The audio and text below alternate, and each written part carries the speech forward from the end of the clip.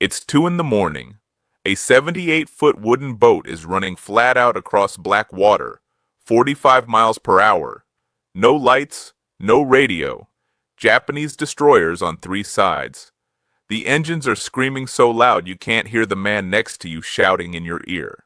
17 men, most of them barely 20 years old, and the boat is made of mahogany. The Japanese called them Oni no Fune, devil boats. And before this story is over, you'll understand exactly why. If you want more forgotten stories from America's wars, stories that never made the textbooks, hit subscribe right now, because what comes next is one of the most dangerous, overlooked, and extraordinary chapters of the entire Pacific War. Before the first shot was ever fired in the Pacific, the United States Navy had already decided these boats were a bad idea. That matters, because it tells you everything about what the men who sailed them were up against. Not just the Japanese, their own chain of command.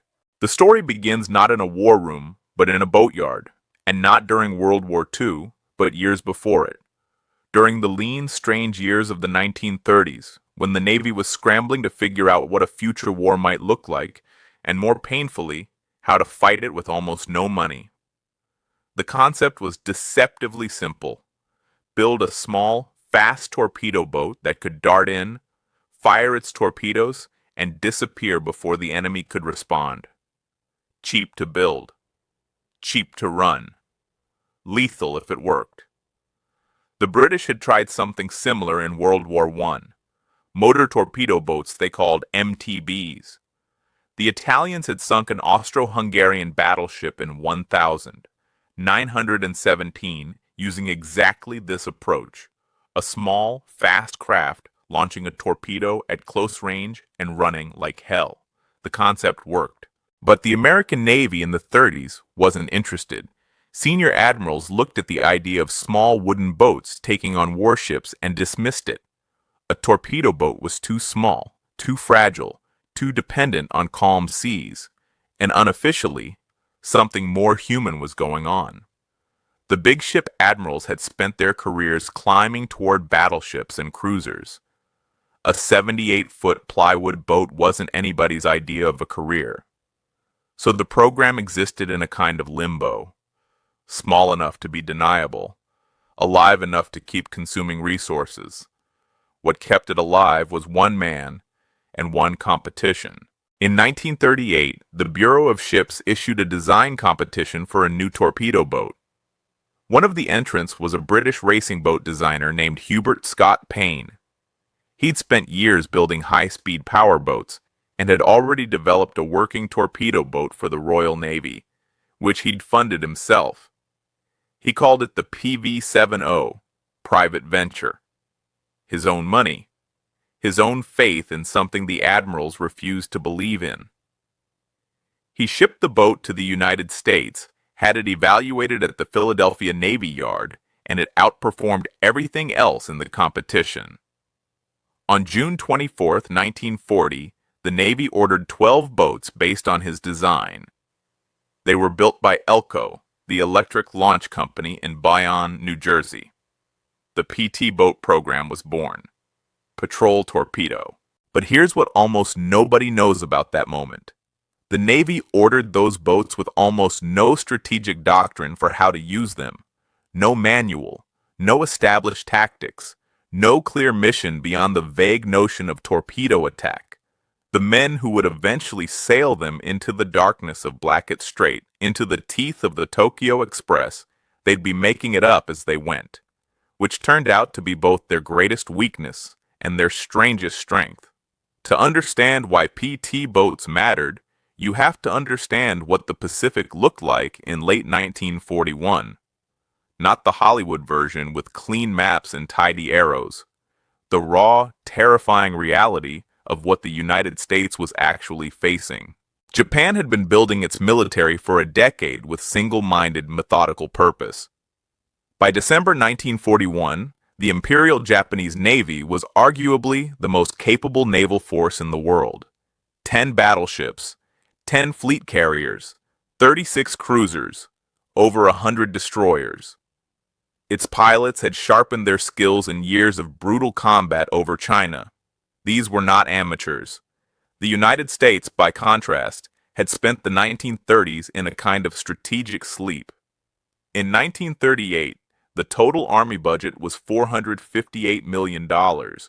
Germany's that same year was the equivalent of $7.4 billion. When the bombs fell on Pearl Harbor on the morning of December 7th, 1941, they didn't just sink ships. They sank a myth, the comfortable American myth that two oceans were protection enough. That war was something that happened to other people, in other places. 8 battleships were sunk or damaged at Pearl Harbor. 5 sank to the bottom of the harbor. The USS Arizona went down in 9 minutes, taking 1,177 men with her. The Oklahoma capsized with 429 men trapped inside. In a single Sunday morning, the United States lost more sailors than it had lost in all of World War I. The Philippines fell fast after that. Wake Island fell. Guam fell. Hong Kong fell. Singapore, called the Gibraltar of the East, supposedly impregnable, fell on February 15, 1942, when 130,000 British and Commonwealth troops surrendered to a Japanese force that was actually numerically smaller. The largest British military surrender in history.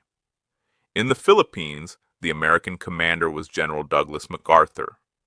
His forces were pushed back to the Bataan Peninsula and the fortress island of Corregidor, where they dug in and waited for relief that wasn't coming. The relief wasn't coming because there was nothing to send. This was the world into which PT boats were thrown, not as a carefully considered strategic asset, not as the vanguard of some coordinated offensive. They were there because everything else was gone. They were there because wooden boats with airplane engines were what remained. Before we go any further, you need to understand what these men were actually riding into battle. The standard Elco PT boat was 80 feet long and 20 feet wide. It weighed about 56 tons fully loaded, built primarily of 2 layers of mahogany planking, held together with an inner layer of aviation fabric soaked in marine glue. The hull was less than 2 inches thick. Machine gun rounds could punch through it.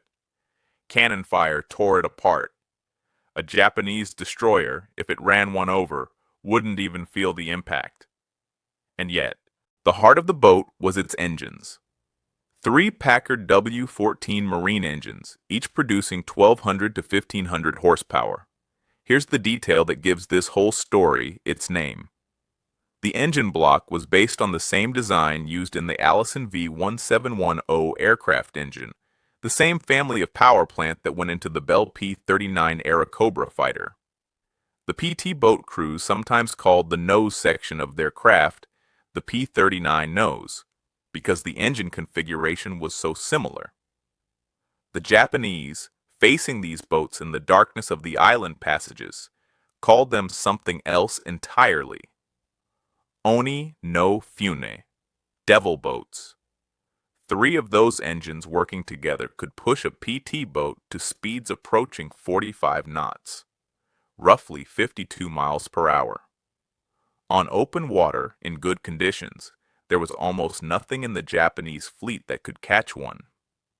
The key phrase is in good conditions.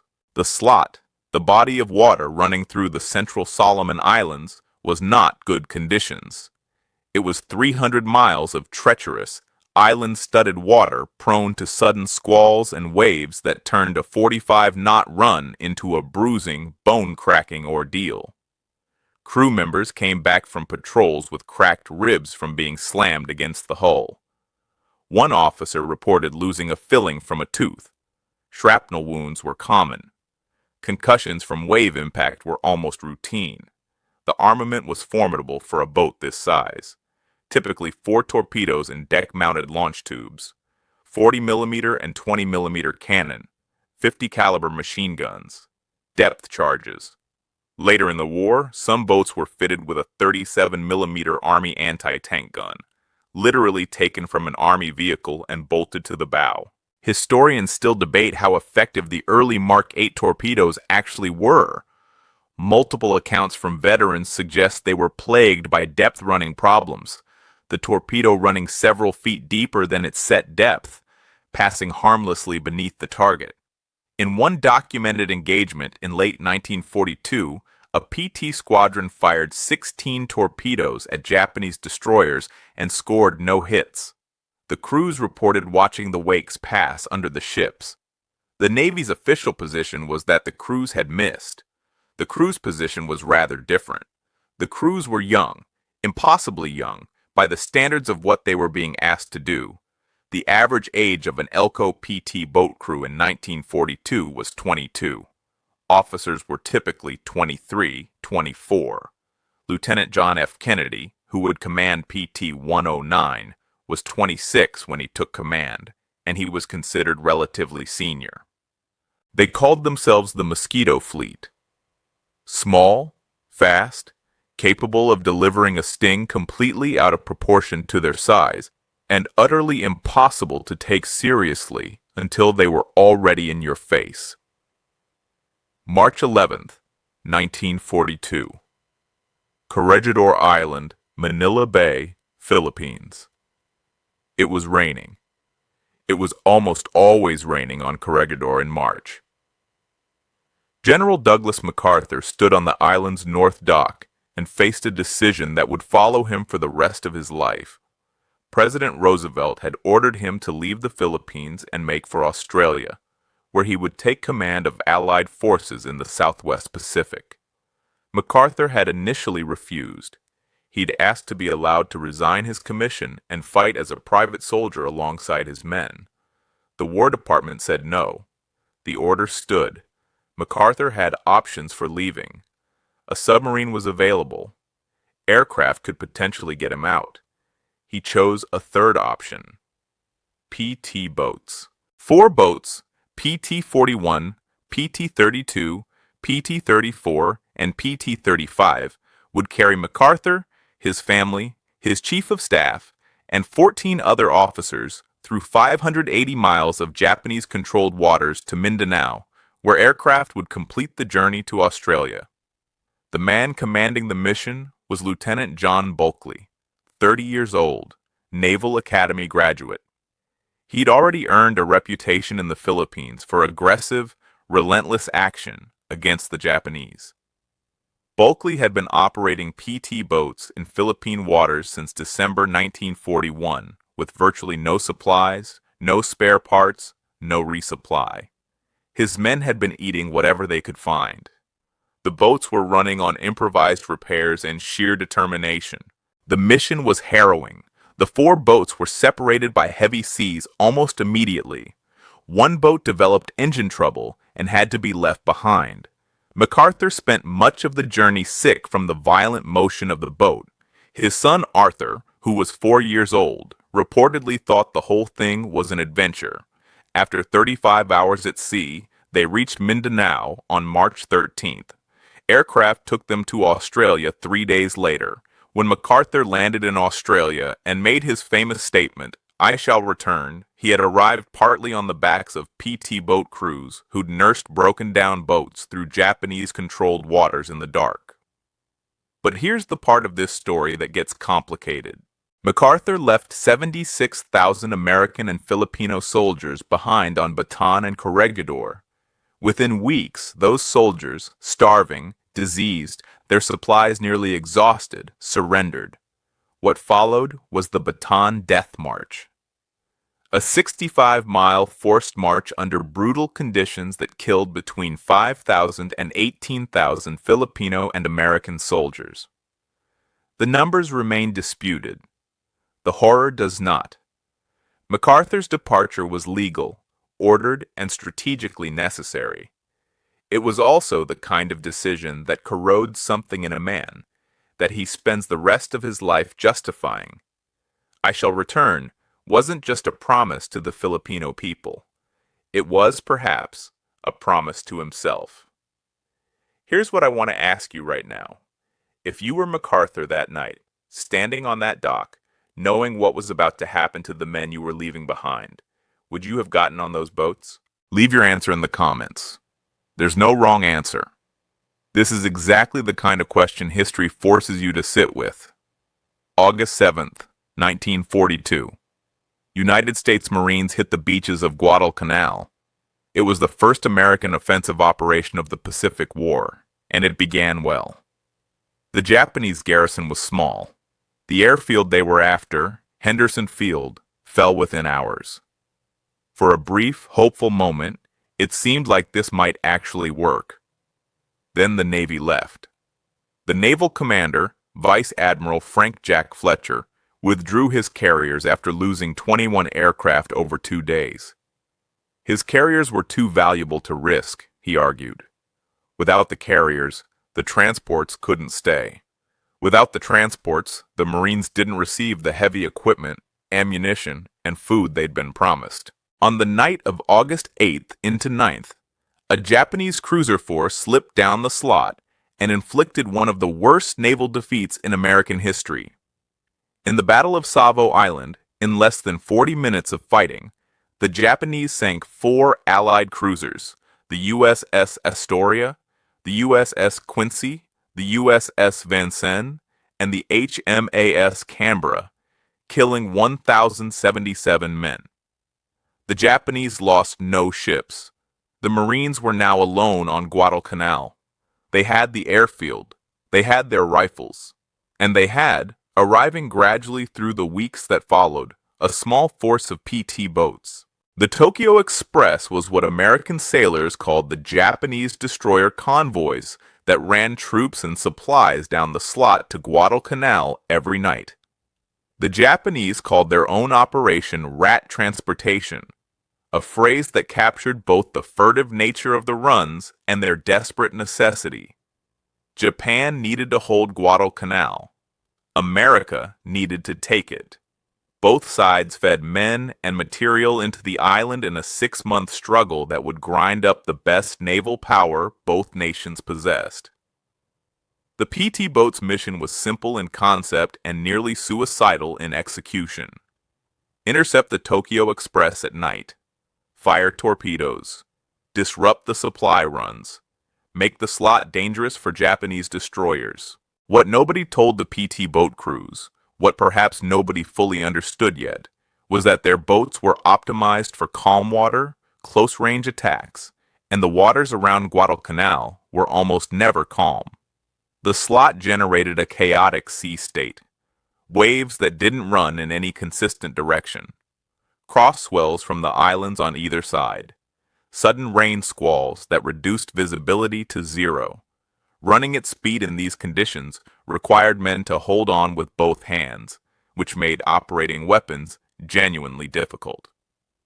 The Japanese destroyers, meanwhile, were very good ships handled by very good crews. The Fubuki-class destroyers of the Tokyo Express were fast, heavily armed, equipped with the Type 93 torpedo, the famous long lance, which had a range and explosive power that completely outclassed anything the Americans had. The PT boat's biggest asset wasn't their firepower, it was their silence. Running on one muffled engine at low speed, a PT boat approaching across dark water was nearly impossible to detect. No radar signature, no light, very little noise. The Japanese lookouts scanning the darkness were looking for American destroyers and cruisers. They weren't expecting a 78-foot wooden boat materializing out of the dark at close range. The first PT boat engagement off Guadalcanal came in the early morning hours of October 13, 1942, when boats from Motor Torpedo Boat Squadron 3 attempted to intercept Japanese cruisers shelling Henderson Field. The bombardment that night, 2 Japanese cruisers firing 918 8-inch shells into the airfield, was one of the most intense of the entire Guadalcanal campaign. The PT boats attacked. They fired torpedoes. Historians still debate whether they achieved any hits.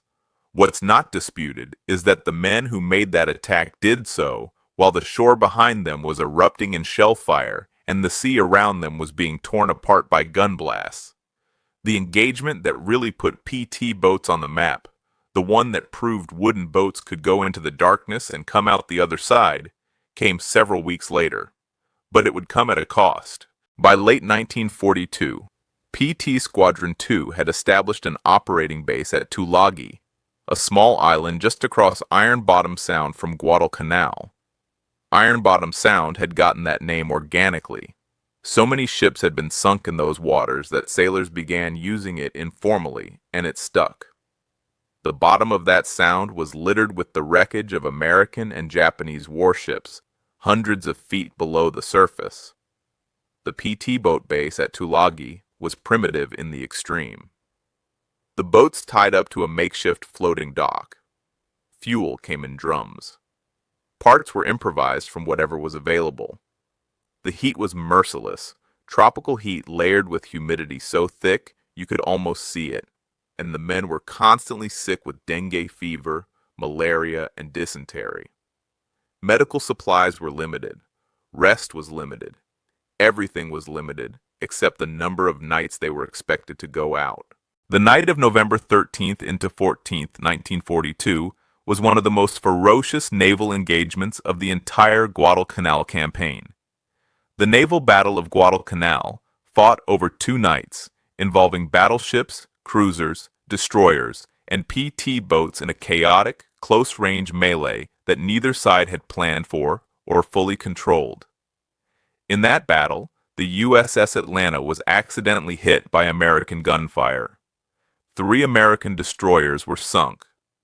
Rear Admiral Daniel Callahan and Rear Admiral Norman Scott, 2 of the most senior American naval officers in the Pacific, were killed within minutes of each other when the bridge of the USS San Francisco was hit. And in the darkness and chaos of that battle, PT boats from Tulagi ran sorties into the middle of the fighting, firing torpedoes at targets they could barely see, trying to thread a path between warships that were shooting at each other without always being sure which side they were on. By the time the naval battle of Guadalcanal ended on November 15th, the Japanese attempt to reinforce the island with a major convoy had been shattered. 11 Japanese transport ships were beached or sunk. The Tokyo Express would continue, but the massive reinforcement operation that might have turned the tide on Guadalcanal was finished. The PT boats hadn't won that battle by themselves. Not close. But they'd been there. In the dark. Among the big ships. Doing what they could with what they had. These men went out every single night. On wooden boats. With no backup, no air cover, into waters where their own side's warships might accidentally shoot at them. Night after night for 6 months. What drives a man to climb back into that boat the next evening? Drop your answer in the comments. I genuinely want to know what you think. And if this story is making you see this war differently, hit that subscribe button. The stories coming up next are even more extraordinary than this one. You know the name. Almost everyone does. On August 1st into 2nd, 1943, PT-109 was cut in half by the Japanese destroyer Amagiri in the Blackett Strait. Lieutenant John F. Kennedy swam 4 miles through shark-infested water, towing an injured crewman by gripping a strap in his teeth, and eventually led his 11 surviving crew members to safety on a small island. It's one of the most famous survival stories of World War II, and it launched a political career that would take Kennedy to the White House. But the real story of that night, the full story, the one that a future president's authorized biographers were not always eager to emphasize, is considerably more complicated. Kennedy was 26, commanding PT-109 as part of a 15-boat strike force tasked with intercepting the Tokyo Express in Blackett Strait. A Japanese destroyer force of 4 ships was known to be in the area. The Amagiri came out of the darkness at high speed, doing roughly 30 knots. She struck PT-109 amidships, shearing the boat nearly in 2. The explosion killed 2 men instantly. Radio man Harold Marney, motor machinist's mate Andrew Kirksey. The remaining 11 men ended up in the water. The controversy centers on several questions. Why was PT-109 operating at low speed on one engine when a Japanese destroyer force was known to be in the vicinity? Why didn't the lookout spot the Amagiri sooner? The accusation was never that Kennedy was a coward. No one who looks at what he did after the sinking could call him that. The question was about what happened before. The Navy investigated and cleared Kennedy of wrongdoing. The report cited the darkness, the speed of the encounter, and the general chaos of night operations as mitigating factors. Most serious historians accept that verdict. History doesn't always give us clean heroes. Sometimes it gives us complicated ones. Kennedy was both. What the PT-109 story often obscures is the broader picture of what PT boats were accomplishing in the Solomons by the summer of 1943. Experienced skippers had developed what they called ambush doctrine, positioning boats in the passages between islands where Japanese destroyers had to slow to navigate, waiting silent, attacking from close range. Torpedoes were fired at closer ranges, often inside 500 yards, to improve accuracy. The boats were getting better, the men were getting better, those who survived long enough to accumulate experience. While the war was producing stories that would make front pages and history books, most of the men fighting it were making no headlines at all. Take Lieutenant Commander Robert Kelly, Lieutenant Henry Taylor, Ensign Bartholomew Connolly. Not names that appear in most histories of the Pacific War. They ran PT boats through the slot and through the passages around New Georgia, Rendova, Colombangara, and Vella La Vella. Islands that most Americans today couldn't find on a map. They fought what historians call the nightly grind, the relentless, exhausting attrition of small unit combat that didn't produce dramatic battles, but wore men down to nothing over weeks and months. Japan lost 24 warships in the waters around Guadalcanal in the 6-month campaign. Roughly 25,000 Japanese soldiers died on Guadalcanal, most of them not in combat, but from starvation and disease after the supply runs were disrupted. PT boats were part of that equation every night. The tactics continued to improve in unexpected ways. By late 1943, PT boat commanders had figured out how to use the radar sets being installed in their boats. Not as targeting systems, which they weren't accurate enough for, but as early warning systems. A radar contact gave the boat time to maneuver, to choose its attack angle, to position itself for the best torpedo shot. There was one innovation that nobody in Washington had planned, and that emerged entirely from the ingenuity of the men in the field. PT boats began operating as rescue vessels. When American aircraft went down in Japanese-held waters, submarines couldn't always reach them in time, but a PT boat could. The boats began carrying additional fuel, medical supplies, and rubber rafts specifically for rescue missions. They pulled downed pilots out of Japanese-controlled waters dozens of times throughout the campaign.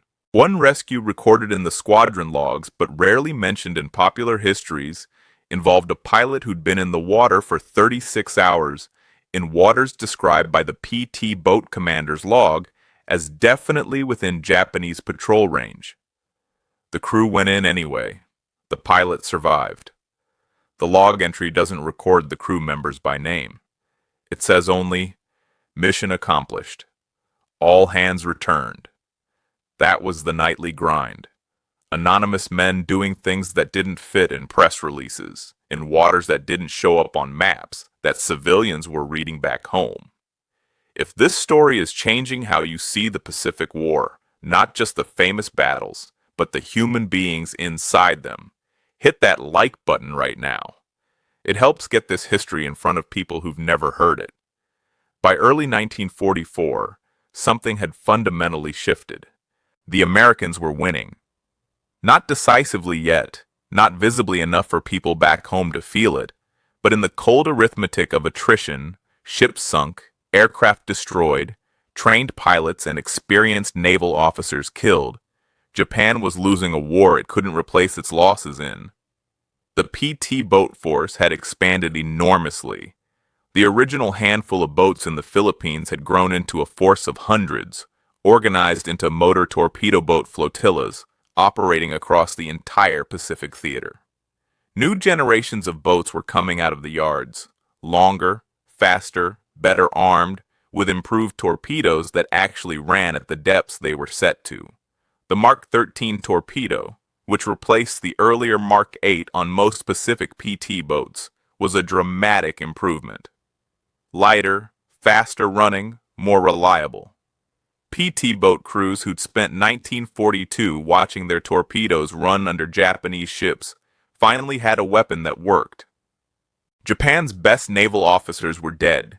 The generation of destroyer commanders who had owned the slot in 1942 were gone. The replacements were less experienced, less aggressive, and facing an American force that had learned, through blood and disaster, how to fight at night. MacArthur's campaign up the New Guinea coast was accelerating. Nimitz's drive through the Central Pacific, Tarawa, Kwajalein, Eniwetok, Saipan, was stripping Japan of the island bases it needed to sustain its defensive perimeter. The war was no longer in doubt. The question was only how long it would take, and how many more people would have to die. PT boats participated in every major amphibious operation of the latter part of the Pacific War. They screened landing beaches. They ran interdiction missions. They supported Army operations by suppressing Japanese positions accessible from the water. They rescued downed pilots. They landed scouts and coast watchers on Japanese-held islands, slipping in at night and departing before dawn. One mission type that emerged in the New Guinea and Philippine campaigns was what the crews called barge hunting. Attacking the small coastal freighters and supply barges that Japan was using to move men and supplies around the islands after American air power had made daylight operation of larger ships impossible. These barges were armored, lightly, but enough to resist .50 caliber fire, and they were often heavily armed with automatic weapons. Some historians argue that barge hunting proved more strategically significant than the torpedo attacks against destroyers. The barges were Japan's lifeline for supplying isolated garrisons. Destroying the barge network didn't make headlines, but it starved men. PT boats destroyed an estimated 500 barges during the New Guinea campaign alone. Think about that number for a moment. October 20th, 1944. Leyte Gulf, Philippines. MacArthur waded ashore on the beach at Leyte, water rising to his thighs, wearing his famous khaki uniform and his gold-braided cap. "People of the Philippines," he broadcast, "I have returned." PT boats were there. They'd been there for the approach, screening the vast invasion armada against Japanese submarine and surface attack. They'd scouted the beaches in the days before the landing, sending small groups of men ashore in rubber boats to check the water depth, the beach composition, the Japanese defensive positions. And in the 3 days that followed, October 23rd through 26th, 1944, the Battle of Leyte Gulf became the largest naval battle in history. The Japanese committed virtually their entire remaining surface fleet in a last desperate attempt to destroy the invasion force. 4 separate engagements were fought across hundreds of miles of ocean. More than 200 ships and nearly 200,000 men were involved. PT boats participated in all of them. In the Surigao Strait, 39 PT boats were positioned as the first line of defense against a Japanese battleship force coming through from the south.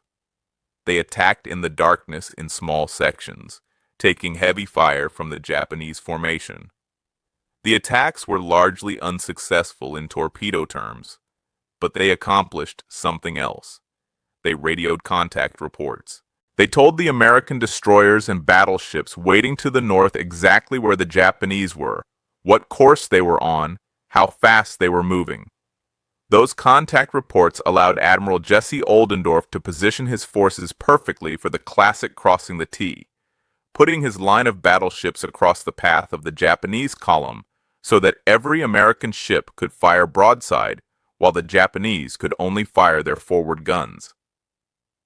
6 Japanese battleships and cruisers were destroyed or damaged. The PT boats didn't win the Battle of Surigao Strait. But without their contact reports, Oldendorf might not have had time to position his forces, and the outcome might have been very different. What's not disputed is this. 39 PT boats went out that night against a Japanese battleship force. Every single one of them came back. Here's the question I want you to sit with as we move toward the end of this story.